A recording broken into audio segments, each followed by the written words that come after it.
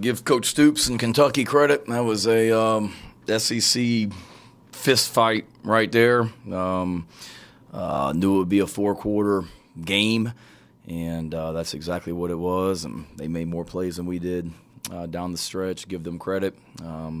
Certainly disappointed from our standpoint. Had plenty of opportunities.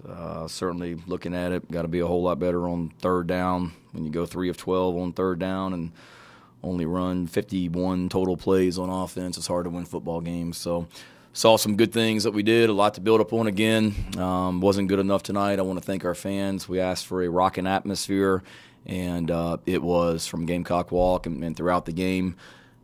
We fed off your energy, and we appreciate you. And we got to play and coach better for you next week, and that's what our plan is right now. So be glad to answer any questions. David with the first one. Hey, Shane, thanks for doing this. Not to sound like a broken record, but offensively, what's the main problems, and how are you guys? What are you guys going to have to look at over this next week? I don't know. I mean, there's a lot. Obviously, ran the ball 26 times for 58 yards. Not good enough. Luke carried the ball some tonight and didn't look great all the time running it. He's continuing to get where he feels, 100%, and had some good runs, but just had too many negative runs. So, each week's different, David, and right now it ain't good enough. Our defense played their butts off tonight and gave us every opportunity to win that game, and we didn't get it done. Ben Portnoy. Shane, you guys kicked it deep with about 2.5 left. I guess I'm just curious, just what went into the decision to kick it deep, and what were you guys kind of seeing? We have clock charts on the sideline based on the time remaining in the game and the timeouts that you have, or how many timeouts you have left, and whether if you kick it deep you'll be able to get the ball back, and if so, with how much time. And the onside kick is, there's not great odds of recovering the onside kick. I mean, not to say that we wouldn't have, but the way our defense was playing, our defense played their rear ends off tonight, and the way they were playing, I had confidence in being able to, kick the ball deep and use our 2 timeouts and get the ball back, hopefully with field position and some time remaining. Colin. Yeah, Shane, you mentioned on your teleconference last week you want to be aggressive. What went into the decision there to go for on those 2 fourth downs on back-to-back possessions, and what did you see on both of those plays? The first one, I think it was 13-6, I think, or whatever it was at that time. If I'm not mistaken. Just trying to be aggressive. Hindsight being 20/20. You kick the field goal there and you cut it to 3. The way your defense is playing, and you have momentum. As the drive was going on, felt good about if we got it to 4th and, I think that was 4th and 5 if I'm not mistaken. If we got it to 4th and 5 or less, feeling good about our chances of converting. We had the look that we wanted. I was going to use a timeout there if we didn't like what the defense was in. We felt good about the play we had called versus the defense they were in, and we got to execute. And then on the second one, same thing. The second one was more just with the way our defense was playing and the way they kept bailing us out. I never flinched thinking about our defense, but I didn't want to keep putting them and keep asking them to get stop after stop after stop. At some point, we got to convert a freaking 4th down or 3rd down and get a freaking 1st down and help our defense and score touchdowns. And that's what I was trying to do. Ben Briner. Hey, Shane, 2 kind of quick schematic questions. I think it was right after one of the turnovers, you had kind of a double screen that ended up getting kind of sniffed out. I wanted to ask, was it possible that the ball could have gone to Juju?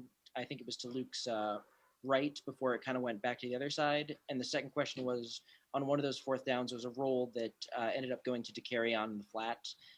Was that kind of the read you wanted, and just kind of a matter of they made a play and you guys sort of didn't? Or the play to DK, the 4th down play, they made a nice play. I didn't, we've got a couple different options on that play. That was a formation and a play that we felt good about, throughout the week, in practice, and same thing on that one. I mean, we got the look that we wanted, the defense that we wanted. There's a couple. I mean, it's a rollout, and he's basically got, I think if I'm remembering the play correctly, 3 options on that thing. And it just we have a corner route on that. If I'm remembering the play correctly, there's 3 options on the rollout, and he could have thrown it anywhere. He chose to go to DK. Their guy made a nice play, and then I'm sorry, Ben, I don't remember the other one you're talking about. I promise you, if you ask that on the teleconference tomorrow night, I'll have a better answer for you. The plays are, I know we only had 51 of them, but they run together. Corey Diaz. Shane, you talked a little bit about those 2 drives after the turnovers that the defense got for you. What can you recall about just some of the maybe missteps in terms of the execution on those 2 drives, and why do you feel like it ultimately just didn't potentially go your way on those 2 drives? The one I'm remembering the most recently, I mean, we ran first down. I think it was the last drive. We got the ball around midfield. We ran first down. We ran outside zone, and their big nose tackle made a nice play in the backfield. Second down, Luke scrambled,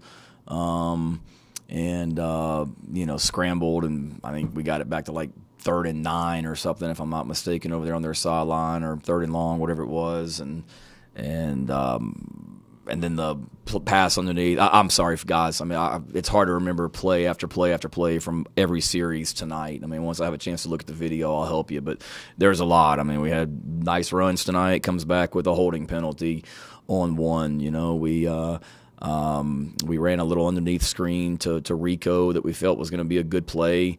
That was on one of the last drives, I remember correctly. I think that was a second and long call maybe, and that's one. Luke's got to let that play develop a little bit longer before he throws it. But just execution. Felt good about our offensive plan coming into tonight, and just got to execute better. Dick Cox. Shane, how frustrating is it to you? You were able to get 3 turnovers from your defense and got 0 points off of turnovers tonight. Yeah, very. I mean, when you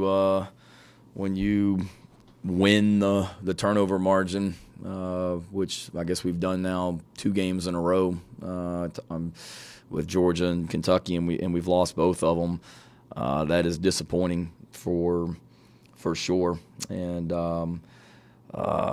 when our defense is playing like they're playing and getting turnovers for you and making big stops, and not just getting turnovers, but getting turnovers and giving us great field position, we got to capitalize. Jalen Foster got the interception there down there when they were going in to score on the 1-yard line, and then that was a good, we ended up punting, but we talk about when we're backed up like that to be able to flip the field position, and we were able to get the ball out to midfield, and I think that was our last drive of the half, and then, felt good about where we were at halftime, and then coming back out there in the second half, and just didn't, it wasn't good enough in the end. Colin. Yeah, Shane, this might be a better question after you gotten to watch the film a little bit, but what did you see on the 3rd downs that you guys struggled with, or was it just a combination of a lot of different things? I don't know. I mean, we had 12 of them, so give Kentucky credit. They made some nice plays, and we got to execute better. Ben Briner. Shane, wanted to ask, that first drive, it seemed like your defensive line got moved around a little bit, and then they rallied and kind of really got it together. What was sort of the message, and what did you see kind of from them corrected? Yeah, a couple of those was just misfitting some gaps on that first drive, and that was a big drive for Kentucky to go right down the field and like they did, and punch it in for 7. I mean, they knocked us back. We got out of some gaps when we're committing a lot of people to the run, which is what we were early. We've got to be able to knock these guys back at the point of attack and not let the running back fall forward. And he did a nice job of playing physical and falling forward. Take 2 more, Jacob Phillips and Ben. Coach, you guys came out and started throwing the ball a lot more to start the second half. Was that an intentional halftime adjustment, or was it just more of a reaction to Kentucky's defense?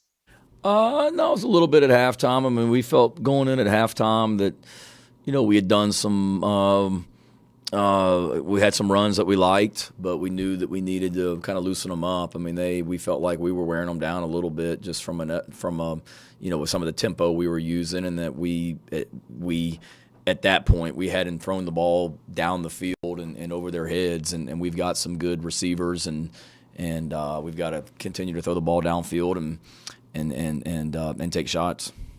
Last one goes to Ben Portnoy. Shane, kind of to that a little bit. It seemed like Luke definitely settled in a little bit more as the game got on. I mean, were you seeing that same thing? And I guess just with him, what's maybe the next progression? How much of it is just him getting back and knocking off the rust? And at least what were you seeing from him tonight? No, I thought he did a good job. He was poised and was able to communicate between series well. And with him, I mean, I wouldn't just say, yeah, the rust, but I'm not making excuses for Luke. Let's not act like Luke's some 4-year starter either. I think he's started his 3rd career game ever as a college quarterback tonight. So, yes, I know he started some games down the stretch. It's his 2nd year as a college football player, and it's his 1st start of the season and his 3rd start ever as a Gamecock. Does he need to play better? Yes, but, I mean, Luke gave us a chance to win tonight, 17 of 25 and 158 yards and ran the ball enough to keep teams honest. He's got to continue to get healthy. He's got to get more and more comfortable and knock that rust off, and then he's just got to continue to grow and mature as a quarterback, which he will. I mean, there was a lot of ugliness tonight. I'll be the first to admit that, but man, the way that our guys just kept competing and fighting and battling till the end, that's something we can. I'm very proud of our players' effort tonight. And I hope our fans recognize that, how hard they played and how much they just battled. Now we've got to continue to help them as coaches and get this offense better quickly and continue to, help get better on defense. I mean, defense played great. Defense, we also had a couple critical holding penalties at the end of the first half as well that were tough to overcome as well. And we've got to continue to clean that up and just get better as a football team. Got a good Troy team coming in here next week, and got to get better in a hurry. Thank you, Coach. Thank you.